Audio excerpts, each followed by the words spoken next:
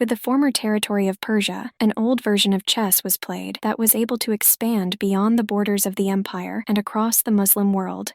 This was done through Muslim migration, and to help pass the time on these trips, these individuals would engage in some fun playing tabletop board games. Greetings and welcome back to Checkpoint Gaming, Chess. With this episode, we will be going over Shatranj. With Shatranj, it is a version of chess that was played for centuries with its own set of rules and playing pieces and can be traced back to the Persian Empire before the Muslim conquest of the area.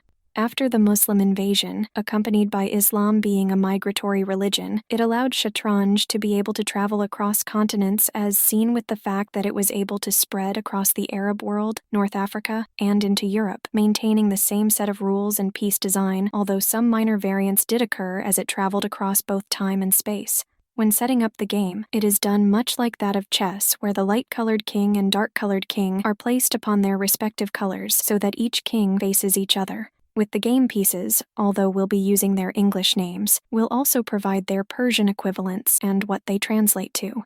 With the king, its Persian equivalent is that of Shah, and it translates to, well, king, which makes sense. We'll just see if the people rise up against the Shah during the game and establish an Islamic caliphate, like with what happened in Iran, much to the shock of the United States, who wanted to keep their Manchurian candidate in power in the country. With the queen, its Persian equivalent is that of Farzan, and it translates to that of counselor. This can be used as an argument for the importance of the queen since she can be seen as an advisor to the king. With the bishop, its Persian equivalent is that of pill, and it translates to that of elephant. We'll just need to see if they will travel across the mountains in order for them to march upon Rome. With the knight, its Persian equivalent is that of asp, and it translates to that of horse. With the rook, its Persian equivalent is that of rook, and it translates to that of chariot. Looking at how the piece moves, it makes sense that the charioteer can travel along a long straight line. And with the pawn, its Persian equivalent is that of puyada, and it translates to that of foot soldier, which makes sense since infantry units in historical times were the first to march into battle against the enemy. With the king, it is able to move one square in any direction, but it is unable to engage in castling. With the queen, it is able to move a single square diagonally in any direction. With the bishop, it is able to move exactly 2 squares diagonally, and like the knight, it is able to jump over any piece that just so happens to be found in its way. With the knight, it is able to move 2 squares along the same rank or file, followed by 1 square over, thus creating a right angle in the form of an L-shaped pattern. And this formula can be that of 2, then 1, or 1, and then 2. It just depends upon what the player wants along with what is available. They are also unable to be blocked by the presence of another piece. With the rook, it is able to move any desired number of squares that is found along the rank or file from the square that it is currently located in.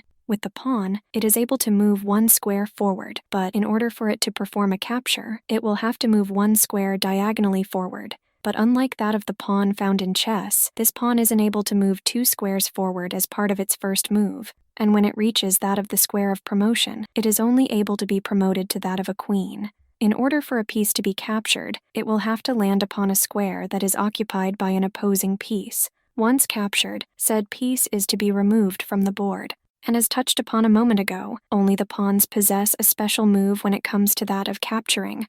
All other pieces will capture as part of their normal move. Determining who will be going first is done randomly. This can be done through a coin flip, a dice roll, Rochambeau, or any other means of determining who will go first. From there, players are to take turns moving one piece when it is their turn to move. If a player's king is threatened with a capture, the other player is to say check or shah if going with the Persian theme, with the player who has their king threatened having to do what they can to protect it. But if there aren't any possible moves available to protect the king, thus removing it from check, then the king finds itself in checkmate, or shamat in Persian. At that point, the game is over. But even if the king isn't in immediate danger, any possible move that would put it into a stalemate situation will see the game come to an end and said player losing. And if one side has been reduced to that of nothing more than their king, said player loses as a bare king. The exception to this is if said player is able to reduce the other player to that of a bare king as well on the very next move. In this case, the game ends in a draw. Finally, if it's demonstrated that neither player has the ability to force a win through that of a checkmate, stalemate, or bare king, then the game is deemed to be a draw.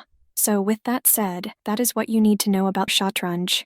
With that taken care of, we can start talking about courier chess. If you liked this episode, feel free to give it a like, and if you want to stay up to date on any future episodes we upload, go ahead and subscribe.